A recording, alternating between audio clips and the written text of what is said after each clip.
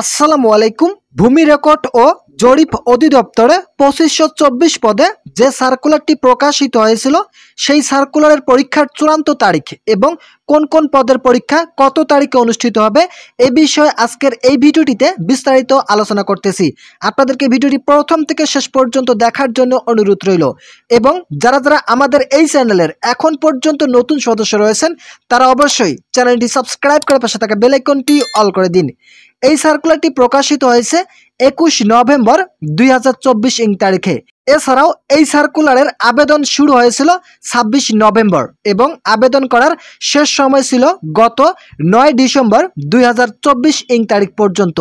মোট 14টি ক্যাটাগরিতে 2524 পদে জনবল নিয়োগের লক্ষ্যে এই সার্কুলারটি প্রকাশিত হয়।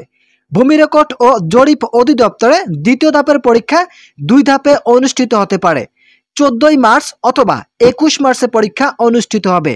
যদি 14 মার্চে পরীক্ষা অনুষ্ঠিত হয় সেক্ষেত্রে যে পদগুলোর পরীক্ষা অনুষ্ঠিত হবে সেই পদগুলো হচ্ছে রেকর্ড কিপার, জাজ মোহরার, কপিস্ট কাম কম্পিউটার এবং চেইনম্যান। এই কয়েকটি পদ, মূলত এই 4টি পদের পরীক্ষা অনুষ্ঠিত হবে 14 মার্চ 2025 তারিখে।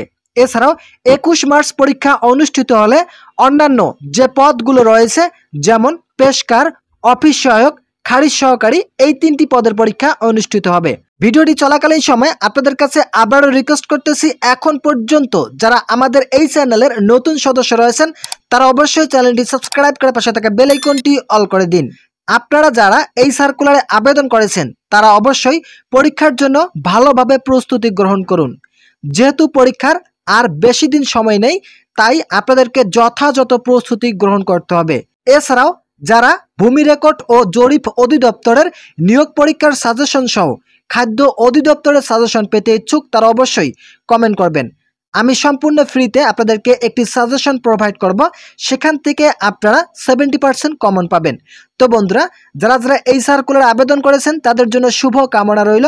2 ধাপে পরীক্ষা অনুষ্ঠিত হতে পারে।